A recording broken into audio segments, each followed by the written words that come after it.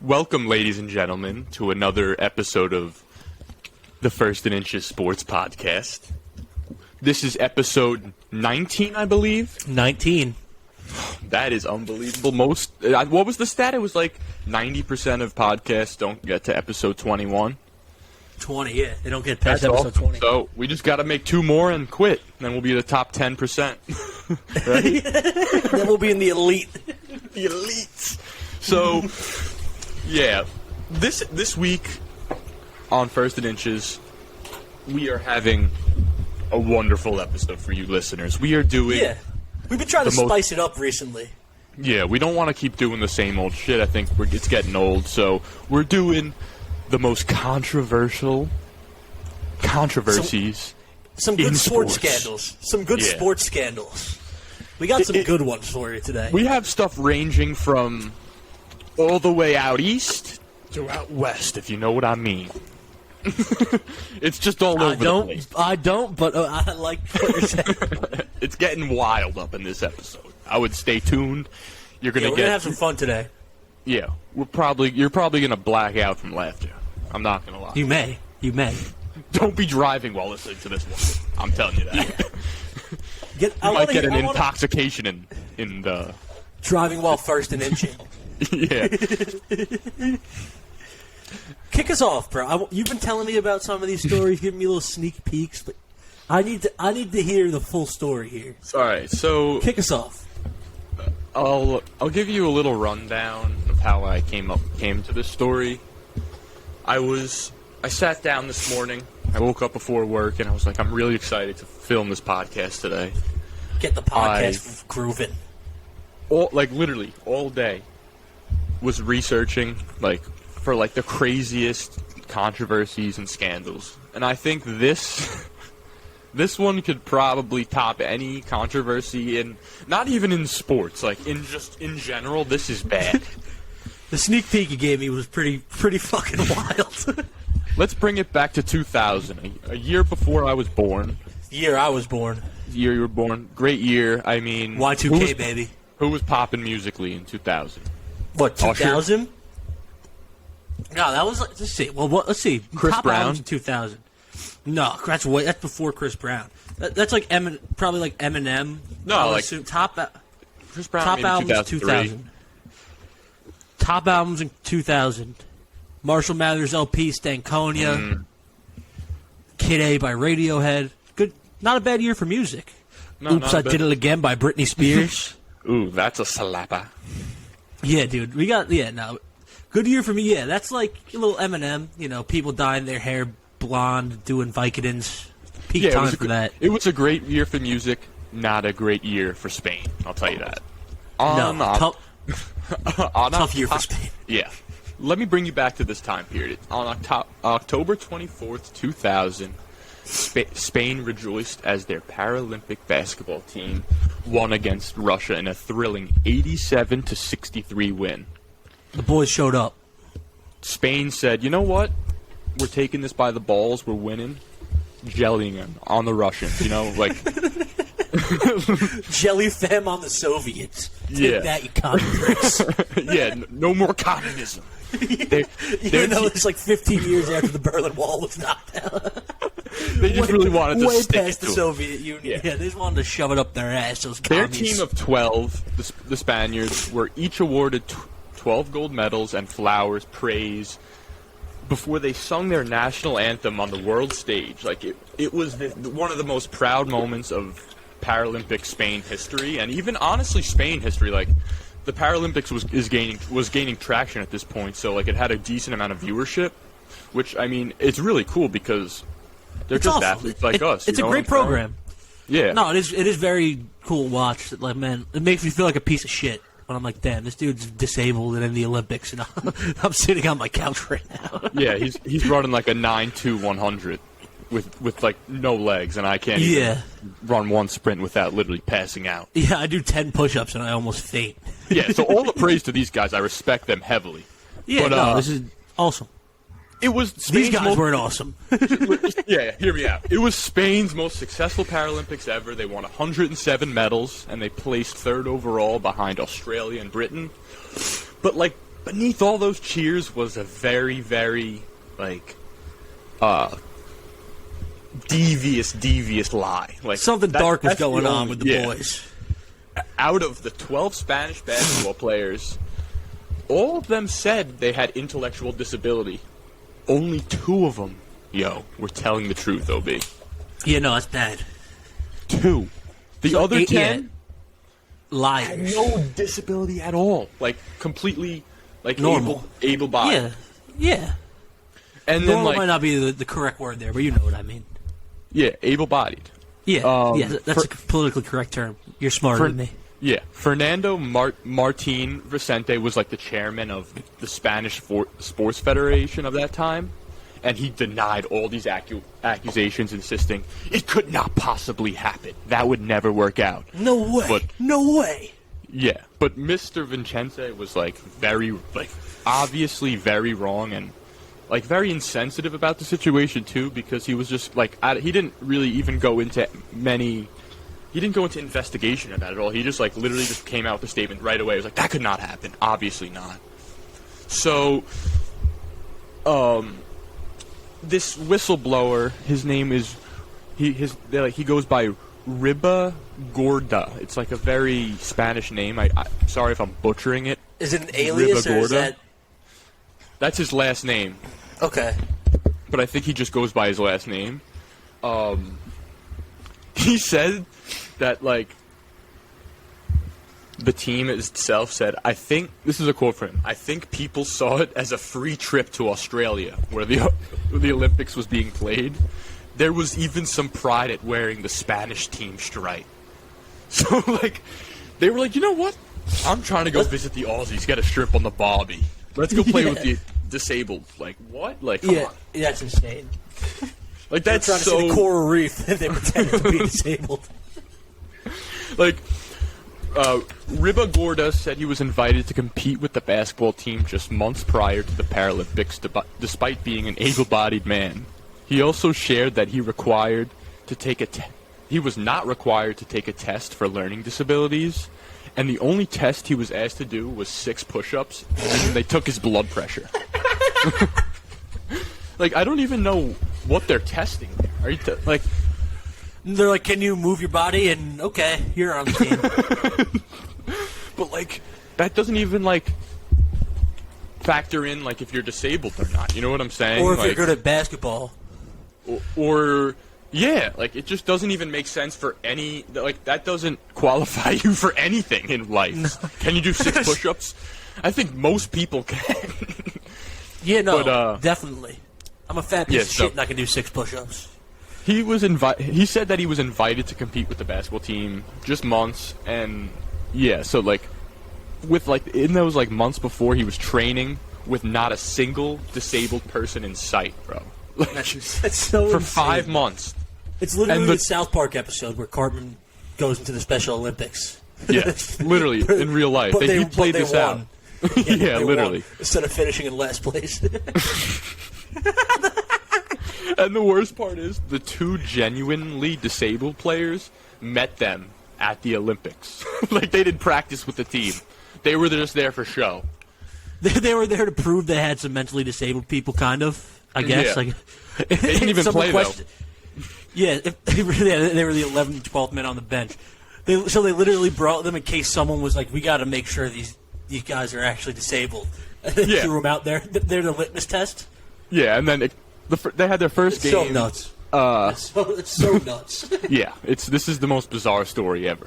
They were up by 30 points at halftime in their first game, and then their coach went up to them. It was like, "Yo, you gotta chill out.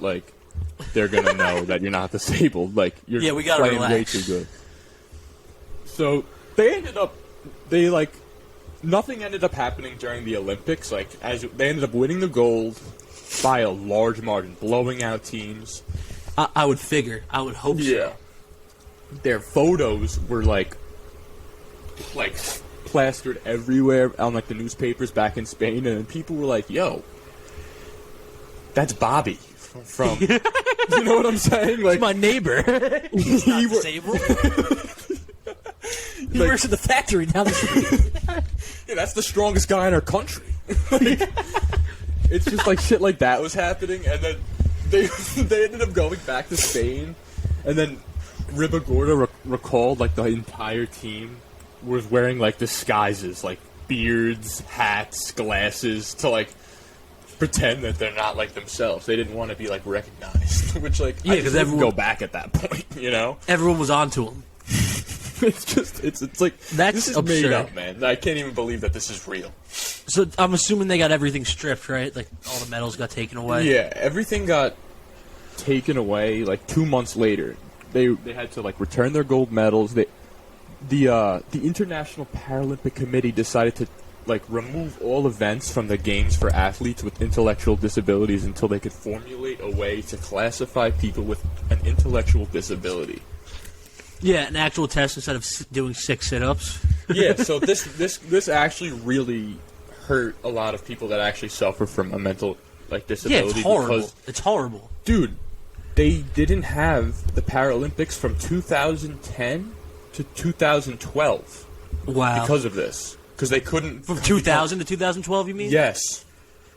Wow, 12 years. that's horrible. So they just People took away were opportunities from disabled people Yes. because they wanted to go to Australia. Fuck these guys. Thousands were denied, bro, the chance to compete the Terrible. Paralympics due to the actions, man. And and a member of like the Sydney basketball team was quoted like recently by saying, "I wanted to gut them with a butter knife. Putting it bluntly, they're just a bunch of lowlifes." Yeah, I agree with the Aussie there. Yeah, the Aussie has a really good, Great point. great point there. Yeah, I mean, this just had a pretty profound effect on athletes with an intellectual disability, which is very unfortunate because what seems to be a funny story on the outside, when you like kind of look into it, turns into like a pretty sad one because It's a lot very of people sad. got like left out, you know, just because Yeah, these they dumb had to idiots, discontinue the Paralympics because of these bozos. Yeah, clowns, man. that's crazy. I didn't know that was a thing until you found it. Yeah, apparently it's pretty popular, but like I've never heard of this in my life. Yeah, I'm not It's familiar with pretty crazy. the Paralympics to that level, but that's crazy. Yeah. I'm What gonna about let me you, get into Mr. mine. OB? Let me get into my first little controversy. This one's a little bit more well known, especially here in America. But I'm going to talk about the Minnesota Vikings and the Love Boat. I have no idea about this, buddy. All right, so you've never heard of this story? This story's crazy. No. All right, so 2005, the Minnesota Vikings every year they would throw a party for their rookies, right? They usually Okay. go to a club or whatever. This year, 2005, they said, let's switch it up. Let's have some fucking fun. Let's get wild.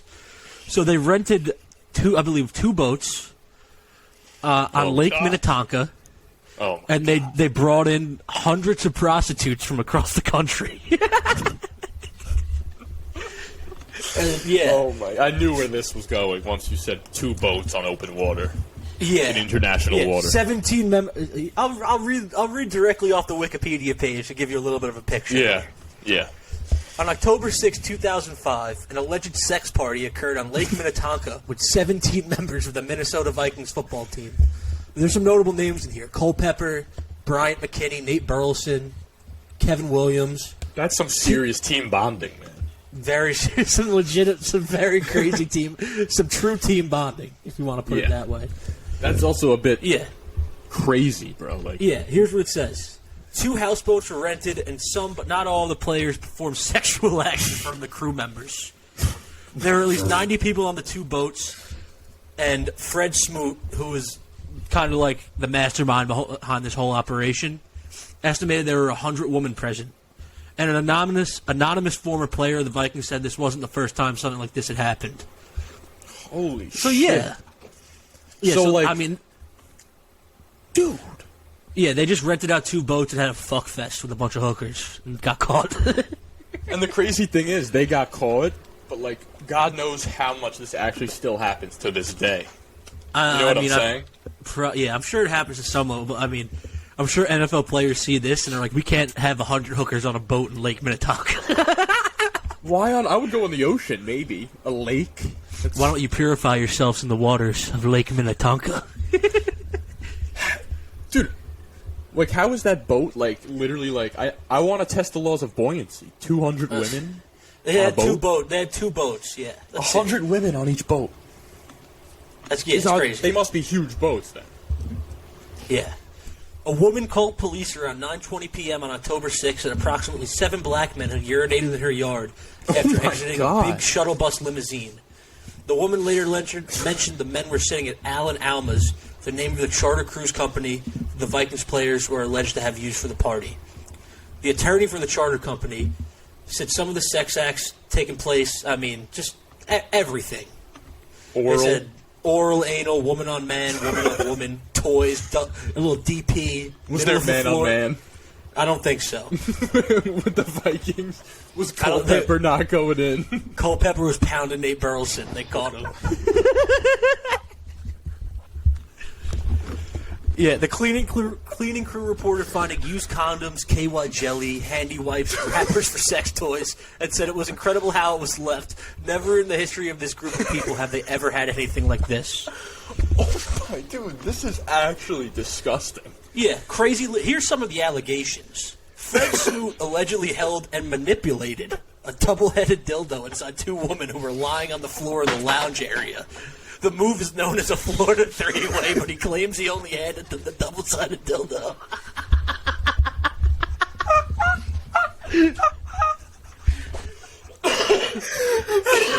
A Florida three-way. How was your comeback to that? I only hit her with the double dildo. Yeah, he's like, I wasn't putting it in them. I gave it to him. It's a gift. Dude, yeah, this is crazy. Brian McKinney and 2 other players sitting in deck chairs received oral sex from 4 women. Clear violation of the code of conduct, you think? Yeah. Of what conduct does it say that you can't get oral from 4 women? But it was in public. They were like on the dock fucking, and everyone saw it. It wasn't like this was like people saw this happen. Like people saw. I thought the GM busted into the bedroom and was like, no. This became a thing with like the police.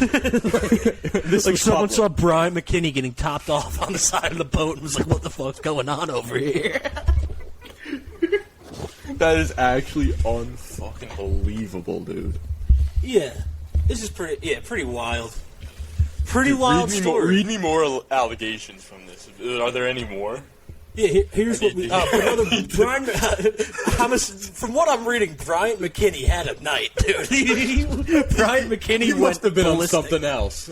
Brian McKinney went a little ballistic this night. If any of this is He's true. a little kinky. If we're here's the investigation. we're gonna get even more kinky. Here's this accusation about Brian McKinney. He allegedly picked up a naked woman, placed her on the bar, and performed cunnilingus on her from the crew and other guests.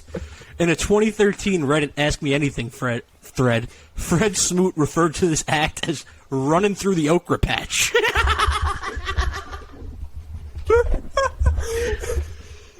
Yo. Honestly, bro, if I can go back in time to view any moment to be a fly on the wall, this might be it. Because it must have... Brian McKinney running through the okra patch in front of a boat crew. Dude, that boat crew? What do you think they went home and said to their family that night?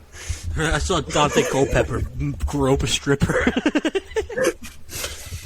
Oh, it's like, yeah, no. I got these sex toys from work. This double-sided dildo.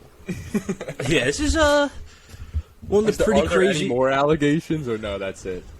Because they just seem to be hilarious. Honestly, I know this might be fucked up that I'm laughing at them, but no, this is hysterical. This is hysterical. Vikings owner Zygi Wilf called a meeting the next week, laden to the players. Figures said they were 1-3 at the time, and the owner threatened to cut players who were involved in planning the whole thing. The funny part about this is they started 1-3, and then they finished the year winning 8 of their last 12 and made the playoffs. Wow. So maybe Bryant McKinney running through the okra patch pushed them to the playoffs, dude. I can't even believe that. That poor boat crew. The smells of that boat must have been musty. Dude, this is one of the bigger NFL scandals of all time. That's not involving beating up someone's wife. You know what I mean? Would you eat a fucking meal off the floor of that boat? No. The crew said they found KY jelly everywhere. You're going to eat a burger and be like, oh, here's what's this? The funniest thing is their police are like, we have never seen a place like this. When Yeah, they've probably seen murders and like... They said, no, the crew said they've never seen the boat left like that. They said they've never seen it. They said they were just wrappers and sex toys and fucking rubbers everywhere. They couldn't at least clean up, you know, like... No, they're probably smashed. But, like, still. Why couldn't they do this at their house? Like, they must have a house. But they probably have wives. Yeah, exactly. Like, no, definitely they do. Brian McKinney probably hates his wife. We'll take that from here. Or he just like running through the ochre patch, dude. I don't. It's my type of guy. Picking up a girl, performing cunnilingus on the bar while staring at the coworkers. Of the Yeah, crew. no, it's wild. The wild story that these guys thought it was a good idea to get onto a boat with 100 hookers and just fuck. And the funniest thing, they got two boats, so they probably were like, "Yo, how you doing? How's that boat doing? This boat's sick." Brian just put some girl on the chicken. Brian just put some girl on the bar and ran through the ochre patch, dude. Get over here. It's like, yo, bro, throw me that triple-headed dildo. Nah, I'm doing a Florida three-way. Throw me some beers. Yeah, that's a wild story. That's my first story. They need to make a movie out of that. I'm not kidding. I'm sure they've done. If not, we should. We should make a fucking film of this. Let's look it up. Minnesota Vikings. I'm not saying like reenact it, but like have like Barstool did a 15-minute video about it. But who fucking cares? Yeah. No, but you know what I'm saying? Like, I want to like reenact it as like a biopic. Like yeah. You're like Dante. You're like the guy who. I'm put Brian it on the McKinney. Yeah, I'm Culpepper. Yeah. In like another universe. Yeah. Definitely, we definitely look like those guys. but like, how funny would that be? We get like. We get like an intimacy coordinators and we perform like all these acts, but like not sexually, but like in like safe ways. That would be put great. It on like Hulu. We do a little streaming series, First and Inches, the Love Boat. It covers you and me like posed sexually with like footballs over our weens. Yeah, it's like a whole boat series, and then the Giants Miami boat, the banana boat. Oh God, boats and football. Yeah. And then I'm Sterling Shepard, you're Odell. And then I'm wearing Tim's on a boat in the middle of Miami. But not regular old Tim's, like Ugg Tim's. That was, yeah. Don't even get me going on the boat pick. The entire decade after of Giants football. I mean, we probably could do that. Yeah. I don't think I want to relive that, honestly. We do a biopic of Gettleman. We do a big Gettleman biopic. Have you ever seen the picture of him watching film with a Wii remote? Yeah. Let me pull it. I'll pull it up for our viewers because it's too good. It's too good. Is it the Wii remote or is it like an Xbox remote? No, it's a Wii remote. He's watching film. He was watching film with a Wii remote. Here in like 2017, right? Yeah, like the year they took Saquon. 18. Let me pull it up. This picture's too good to not share with our viewers. I don't know why I looked at Dave Gettleman Wii, the B movie came up, but yeah. Dave Gettleman was not a good general manager. He doomed us. This ain't a football episode. Let me move on for a second. Yeah, hop right into your second story. And possibly more tragic and controversial one. Oh, my last one gets wild. So, this is a crazy story that involves Dora Ratchen. Dora Ratchen was a German athlete who participated in the Olympics and other championships in the women's category until it was later proven that she was a man. Yeah, this is wild. Which is okay. But nothing wrong with it. No, like, this isn't, like, the Portis is so funny, just keep listening. Though, not, like, she didn't do this for any really illegal gain. This sparked, like, a lot of suspicion among a lot of other fellow athletes that, like, were males that were trying to be females and like competing. Like this has been happening for a while. Like I know recently, like the whole controversy with that swimming. Leah Thomas. Yeah. Yeah. So with that whole thing, like this has been happening since 1918. So it's not a new No, it's thing not. in the media. So born on November 22nd, 1918, Dora Ratchin was dressed and brought up as a girl because of a deformation of his genitalia that confused the midwife who birthed him, and who at first said it was a boy, but then 5 minutes later she was like, "Nah, it's a girl." No, that dong's a little weird. That's a chick. Yeah, it was a really, really, really weird dong. Apparently, like I need to find the quote. Yeah, so he was born with a coarse, scarred stripe from the tip of his penis to the rear that misled the midwife into thinking it was a girl. The rear, like his ass? His Or, asshole.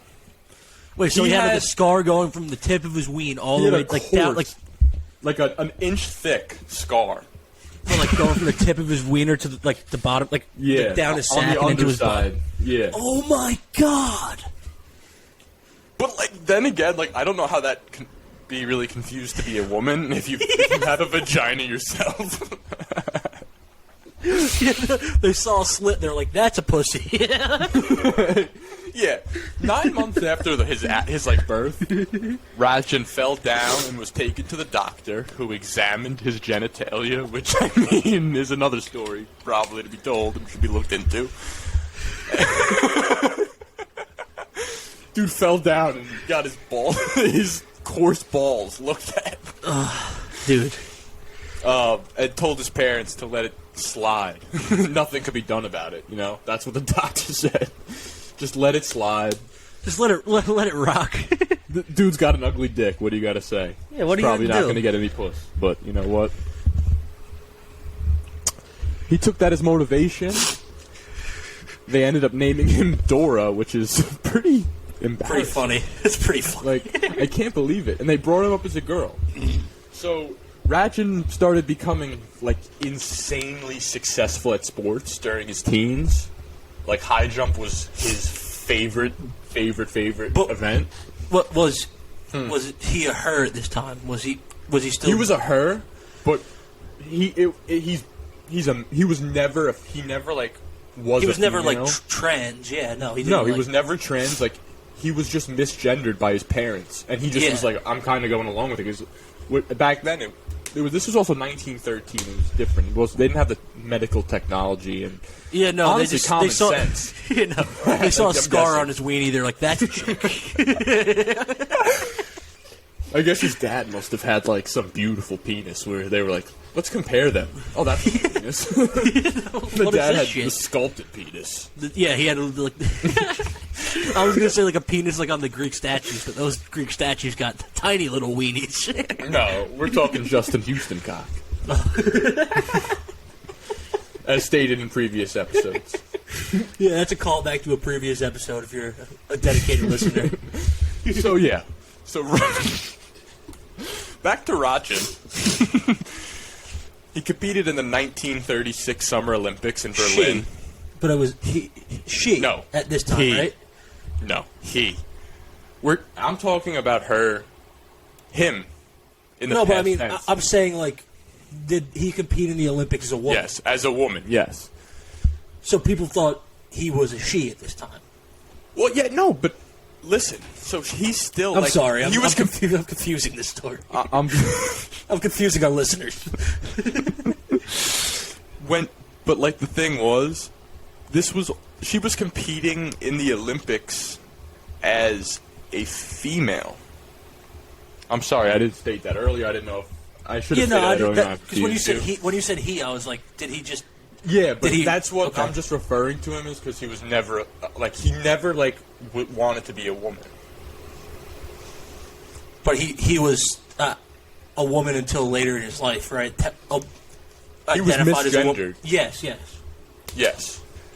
And in 1938, he set a new world record by clearing 5 feet and 5 inches during the European Athletic Championship, which is pretty high. I mean, I couldn't do that shit. That's insane. Not a chance.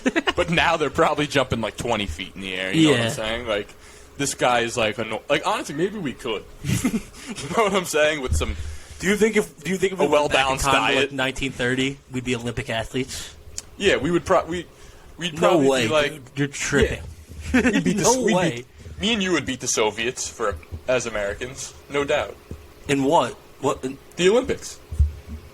Didn't like Jesse Owens beat Soviets? No, like Jesse Owens was during the Nazis because they did the Olympics in Germany when Jesse Owens won the gold. Yes.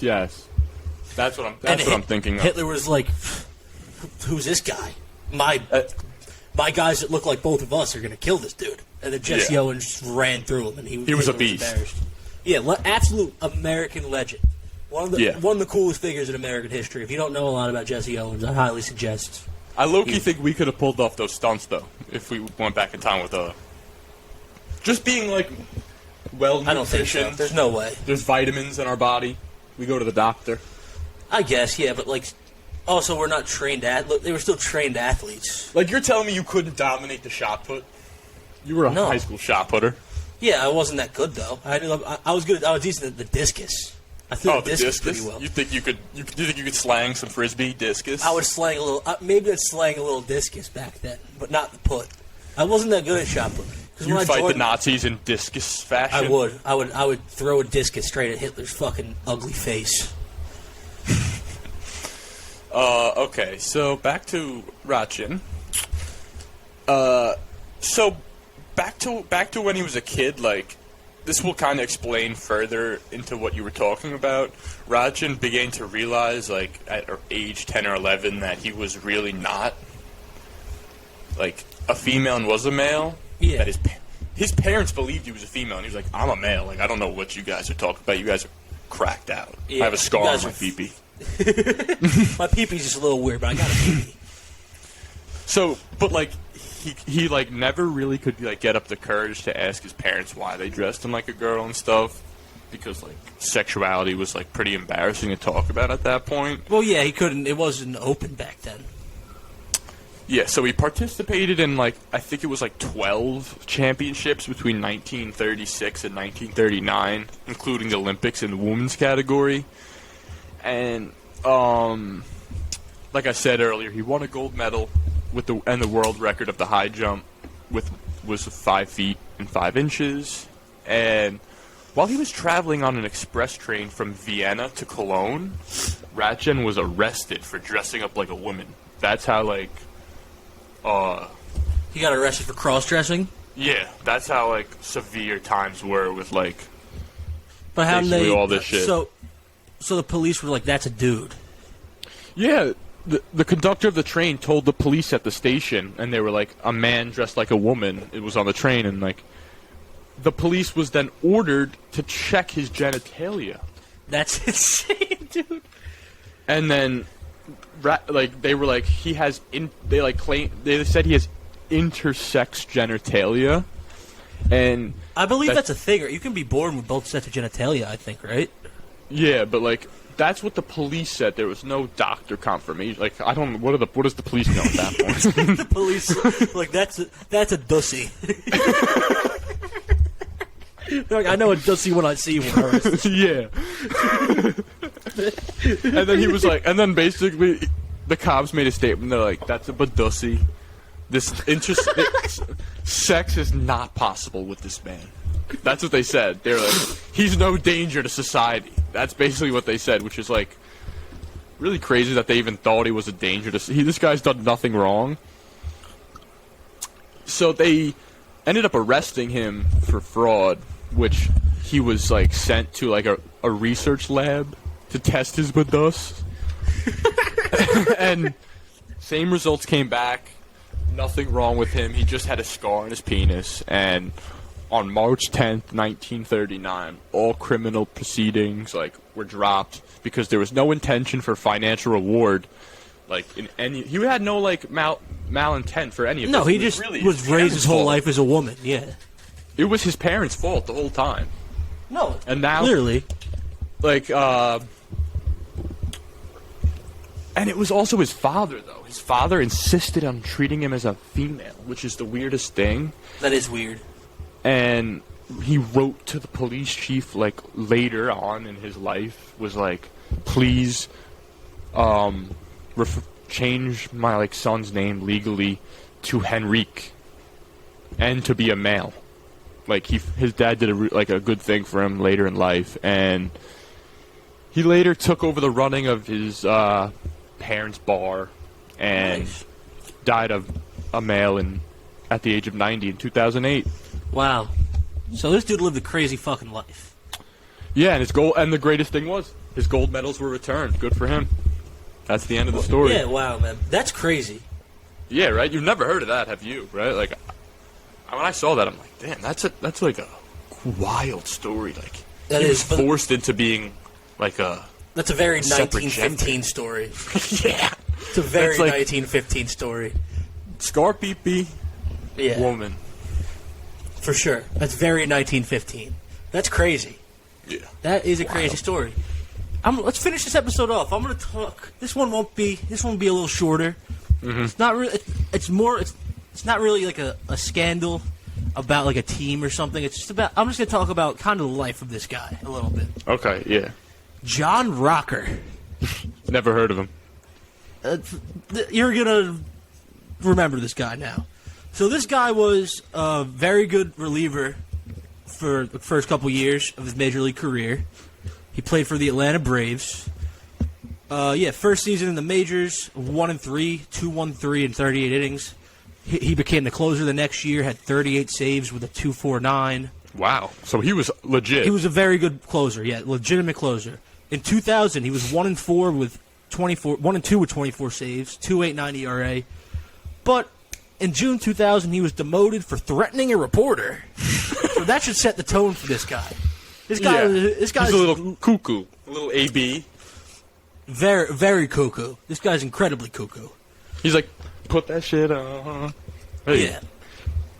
So, I mean, he started to get taunted because he's the piece of shit. He stopped pitching well. And then he didn't have a long major league career. He only pitched from 98 to 2003. And then he ended up pitching with the Long Island Ducks for a little bit. Oh, my God. Right, so... He got that low? You know, he got fucked up with injuries. He fell off after his first couple of years and just never recovered. But he also didn't really get that many chances because of the things that came out of his mouth. I'll say that. Well, before you get into that, I think I'd rather retire than fucking play for the Long Island Ducks. That's like the Harlem Globetrotters of baseball. Yeah, he had a 6.5 ERA with the Ducks, so he should probably... It was probably the right thing for him to retire. So, here's where the story of Johnny Rocker really begins. Yeah. Right? What did this man splurt out of his mouth? Okay, so 1999 was the first year he was really good, right? Yeah. So that year, in the December 27th, 1999 issue of Sports Illustrated, Rocker made a number of allegations stemming from his experiences in New York City, and answered a question about whether he'd ever play for the Mets or the Yankees. And before I read this quote, this is not me saying this. This is what John Rocker said. We're gonna clip this and put it on TikTok out of context. Well, Please don't. Here's what he said about if he would ever play for the Mets or the Yankees. I'd retire first. It's the most hectic, nerve-wracking city.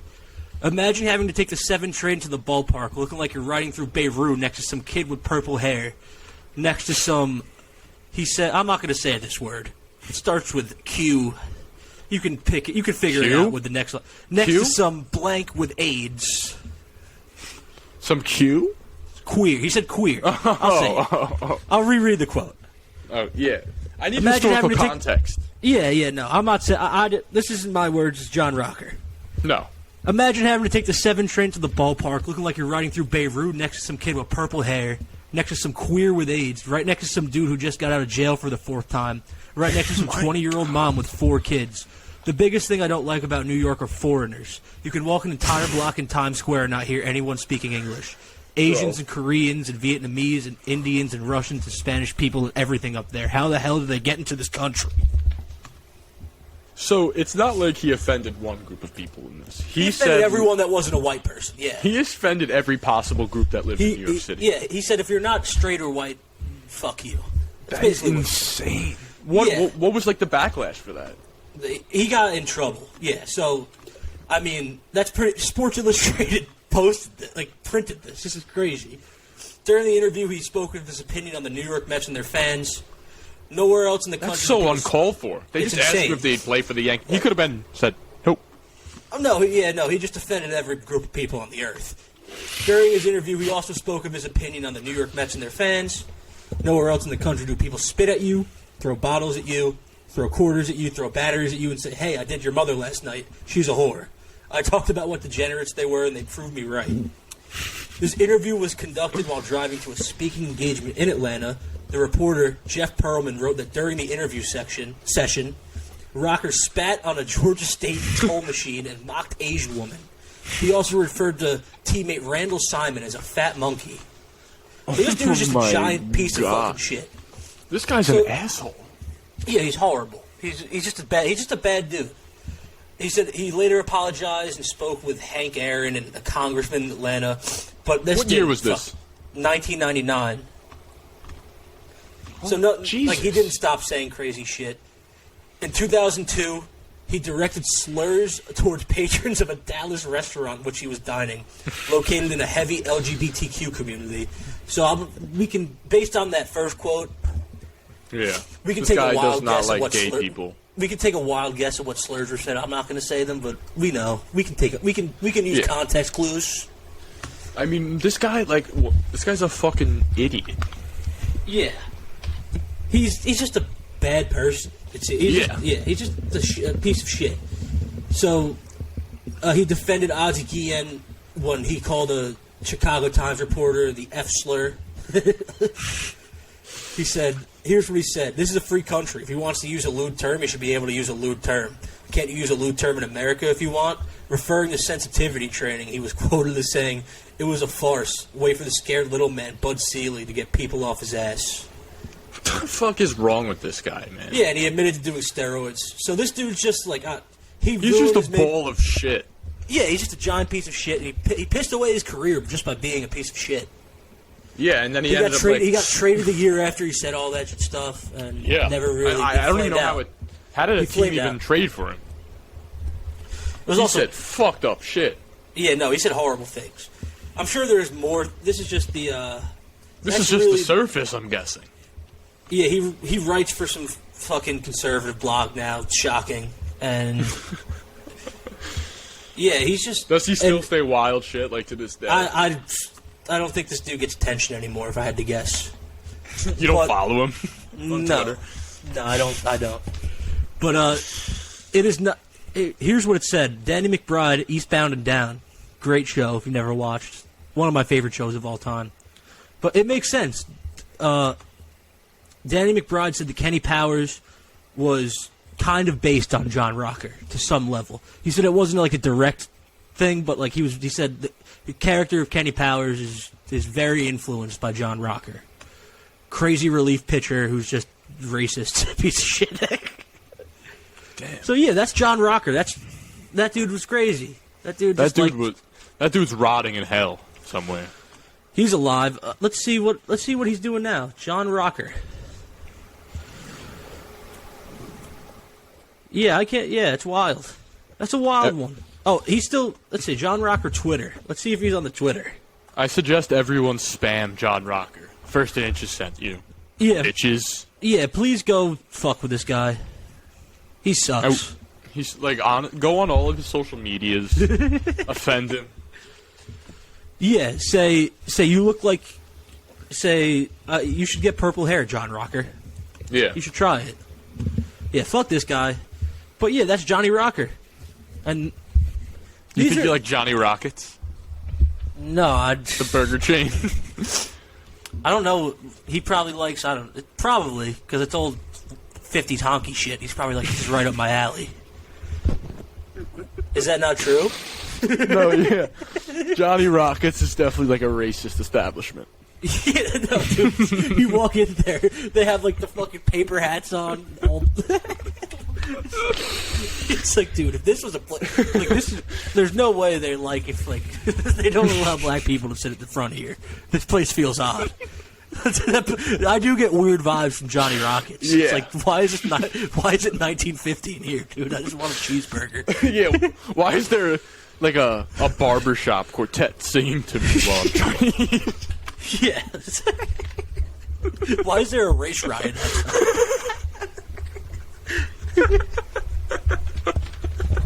The conspiracy of Johnny Rockets and the uprising. Johnny Rocker and Johnny Rockets. Let's cut this off before this goes really off the rails.